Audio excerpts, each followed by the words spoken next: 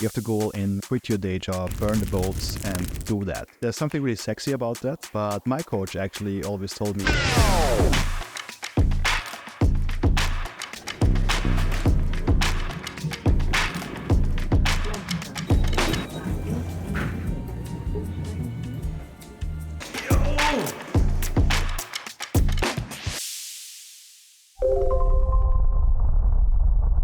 are you ready? David is a music producer and filmmaker. Today, we will look into 4 different vocoders. He has already been on YouTube for 6 years, but when we record this conversation, he started to figure out what gets the views. Let's go.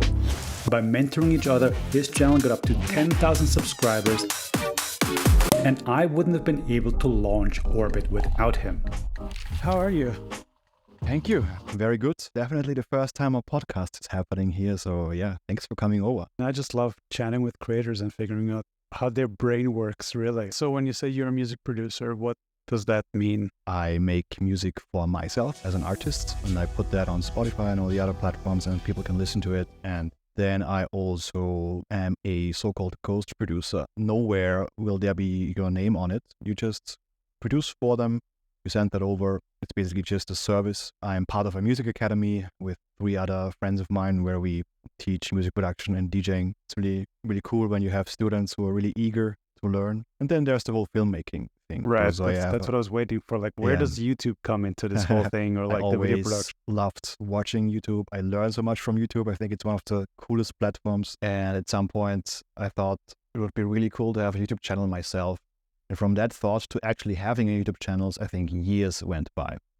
So at some point I said, hey, you have to start making the first video. Even if you don't feel ready, just make the first video. What happened that you actually started your YouTube channel? I've always tried to push my career as an artist as well. And I actually have a coach that is helping me developing my career as an artist. Interesting. We talked a lot about how the music industry works at the moment, how artists grow, and about my background. And he also quickly realized and made me realize that creating content apart from music, about my music, with my skill set as a filmmaker, seems like just a very natural and good idea. And then, as we often talk about, it was just a matter of overcoming this resistance of, is it good enough?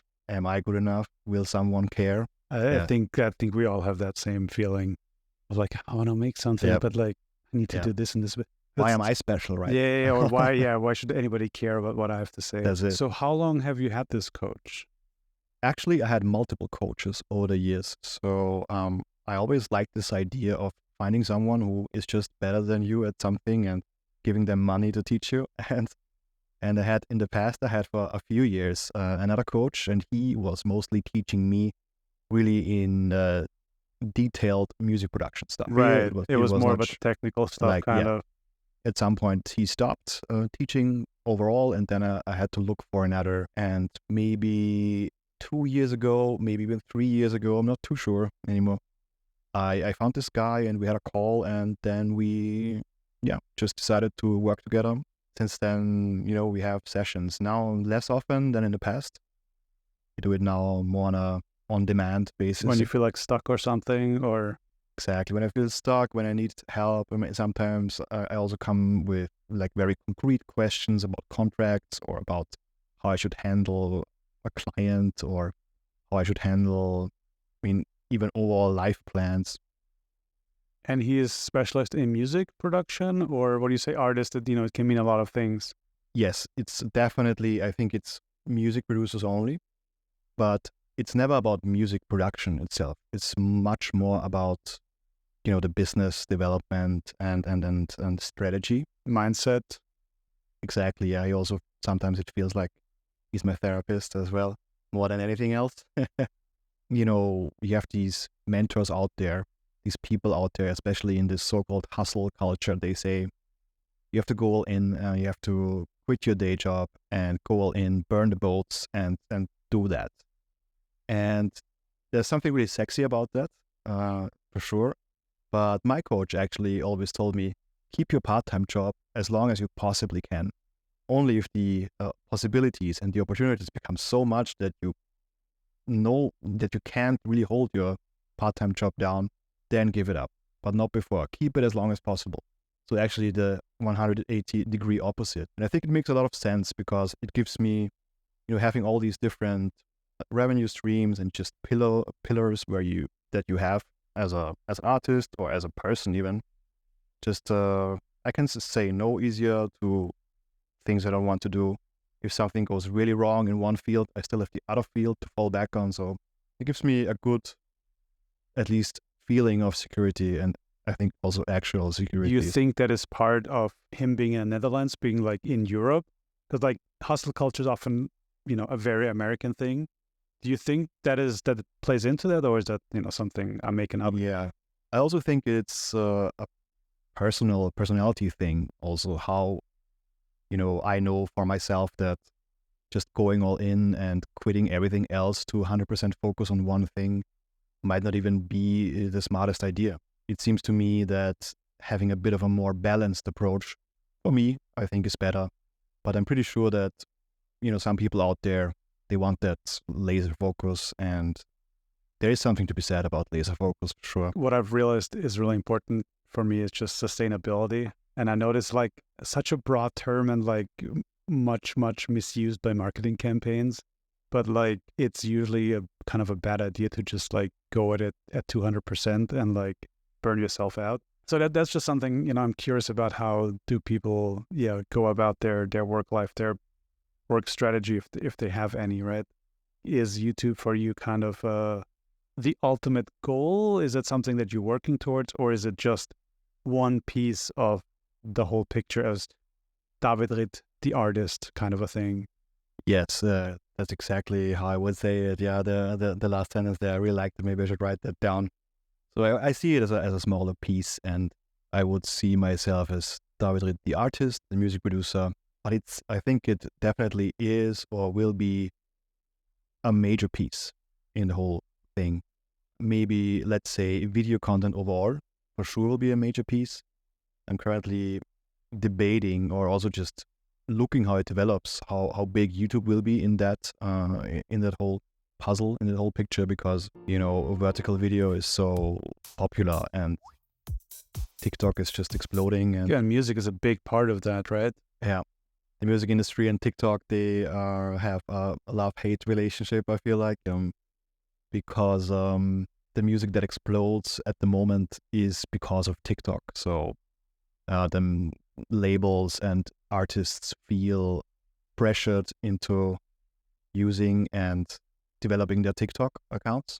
But on the other hand, for me as a smaller creator, it's just a great chance to find new people that like your stuff. I recently posted a video on TikTok using 4 different vocoders and just comparing them, 400,000 views out of nowhere. So how great is that? That's amazing, right? From, let's say, a few thousand followers to that you're able to achieve that kind of reach just because you had a good idea and executed good on it, without any support or without any, I don't know, just help or followers in the first place. It's really cool that the algorithm allows stuff like that to explode as well if the content's right. But it's kind of insane to think about the numbers, right? We're like, I don't know how many people fit into Wembley Stadium, but like Queen didn't have 400,000 people watching them or listening to them. And so like, it's always like, I like to just like visualize what that would look like, right? That's like a country, basically. It could be. Yeah, it is insane. I had TikTok videos before with like 40K, which is also insane. But then you 10x that. And have you experienced anything from this like mass of people? Like, because I know once you start putting things out there, people find you and people react to it and, I don't know, reach out to you for various reasons. Do you have anything in that realm? I mean, on this particular video, I sang a part from Kid Cudi's Day and Night. And people really resonated with that, and they just asked me multiple times in the comments, please finish that song. So now I'm finishing that song and I'll make another TikTok about it. When 30, 50, 100 people comment that they want the final result, then you should probably do it. And it's also a nice motivator. And it's something where I already know, yeah, this will probably work well. What I find interesting about this, how like the audience has a much more direct impact on what artists do, right? Like if you were by yourself in your studio, would you have finished a song, or would you moved on to something else, right? The immediate feedback is something I really enjoy. That's something you don't get as much from streaming services like Spotify or Apple Music. You get numbers, but much less. Yeah, but you have no comments or, I don't know, reactions of any kind. No comment. Also, no like retention graphs or anything like that. You have, oh my gosh, you have views. That is a horrible vision of retention graphs on music. Like, I would be curious. I'm so curious about that. Oh my God. Because like, I mean, I want to know. When I was a teen, we were still buying albums and like listening on those on repeat. And like, there was like 1 or 2 songs on each album that you just skip, right? But other than that, you just listen to the song. Spotify already changed the way you arrange music.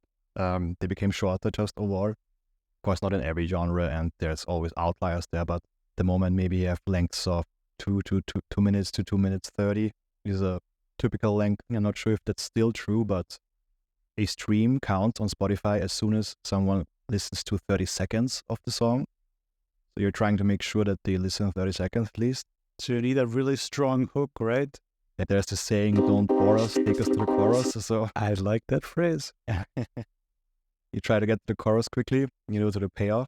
And I feel like that also ties back into YouTube. On YouTube, you can be much more experimental. I mean, I can do silly remixes about stuff that I could never publish on Spotify anyways. Because of copyright issues or... First that, but also I feel like I have more freedom, on Spotify. I have an artist identity there, kind of. Oh, so on Spotify for you, it has to be like a finished piece, like a finished song. And yes, YouTube, you can be more work in progress.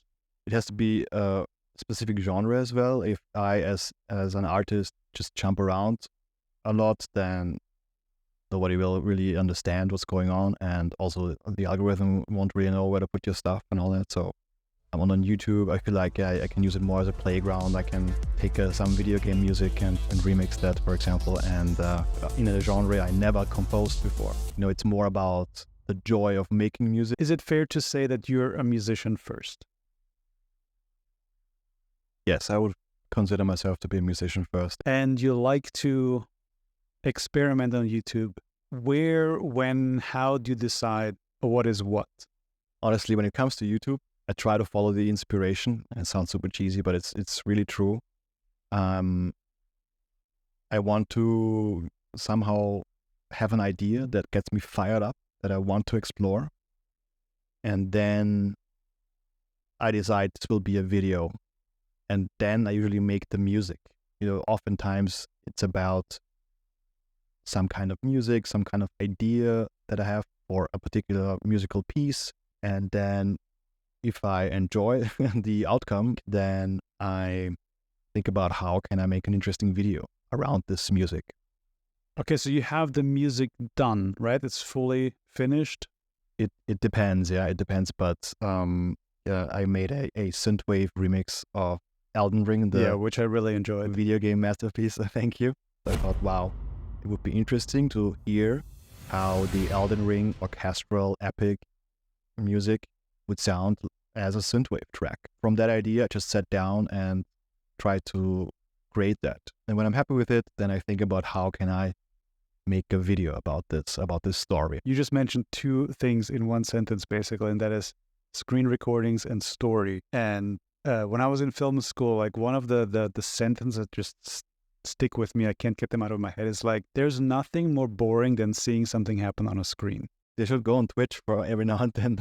Well, I mean, I think that's a whole different genre. Like if it's like video game stuff, right? Mm-hmm. But in the end, you see like a timeline of, I don't know, waveforms or whatever you call those things. But like, yeah, how do you make that interesting? How do you think about that? Where is the story there, right? Mm-hmm. I try to explain my thought process behind it. I think the creative process of how would I approach something like that you see me click around and you hear what kind of notes I'm trying out, what kind of melodies I'm playing around with. You would see that on the screen, you would hear that, you would have me doing a voiceover, kind of guiding through it. think voiceover is great. It's one of my favorite tools. See, that's also something I learned in film school. You shouldn't do. It's like Yeah, crutch. why? So That's lots what. of opinions flowing Yeah, around in no, and the I mean that's a whole thing. Like, I think on a technical level, sure, making videos is very similar to filmmaking, but on an aesthetic and story level, it's so different. And yeah, it's much more free, I think. Yeah, for sure. Especially on YouTube, everything goes. Yeah, I mean, as long as people enjoy watching it, right? You recently moved to Vienna. From what I understand, you could probably work from anywhere, right? What made you move here? Why did you move at all? I really just wanted to change. We just wanted a change of scenery. So change was actually the biggest reason to initially do it. And Vienna, it has a great reputation. And I was hoping to, find like-minded people. That was also a big reason. And look what we're doing right now. I found a like-minded person. And there's just lots of creative people here. And that's cool that I am in the same city. Just the overall amount of people just means that I will also just find more people in my niche. So actually, because this is kind of bordering on this like introvert extrovert question, right? Like, how do you recharge? Are you like a person who like loves going out to party or like needs people around them? I mean, as you might suspect, I'm definitely more on the introverted side. I recharge alone. Do you get any like rituals or like, I mean, again, like you're basically sleeping in your office, right? Yeah. How do you shut off? How do you like get energy back? Oftentimes I sit there, just play around with music, and that actually recharges me. Not always. I like video games, so if I really want to be very unproductive and just recharge, I like how useless playing video games is. It can never be something productive. That's what I like about it. It's always just for fun. And as soon as you don't... Pure entertainment. Yeah, as soon as you don't like to play anymore, you just stop. And that's a very pure thing about it. So yeah, I do recharge alone. Yeah, of course you need friends, you need family, you need people in your life. How about you? I definitely am a person who needs rest by themselves. But the more I do this, this public facing me, right? I was used to be behind the camera. Now I'm suddenly the person in front of camera. I'm getting a lot of energy and joy in talking to other creators. And I mean, that's part of the reason why I'm doing this, right? I think these one-on-one conversations or like, a small group are really good into getting into the weeds and getting a little bit out of your brain. So that's what I really enjoy right now. Yeah, and it motivates quite a bit. So yeah. I do enjoy, and I didn't realize how cool that is, that I have real people in the real world that I can talk about all these topics like YouTube or also like music producer friends, kind of the same thing. It's really cool to have someone in real life who is also really amazed and really into just the music production stuff, because with my other friends, I love them, but I can't tell them about the newest plugin I bought because they don't know what that even means. Absolutely. That's why community is so important for this. And I think it's the most important thing for me, where I think you need this to be successful or to do this over a longer stretch of time. You need other people in real life that you can talk to, who give you feedback and who, I don't know, you can just ask questions, because otherwise I feel like it's really easy to just get trapped in your head and like think you're an idiot and doing everything wrong. And also this feeling of camaraderie, you'll be on the same road somehow and can exchange like also the mental aspect and the emotional aspect of it. So that's cool. Yeah, I'm not the only crazy person trying to do this. Yeah, for sure. So if you had a magic wand, right? Like you can make your YouTube channel whatever it is. What is your dream project? Where are you taking this? I would like to make a documentary. All right. I would like to make a documentary about me.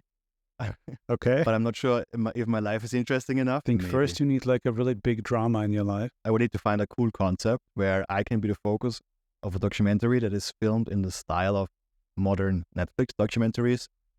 And then I would put that on YouTube in some way.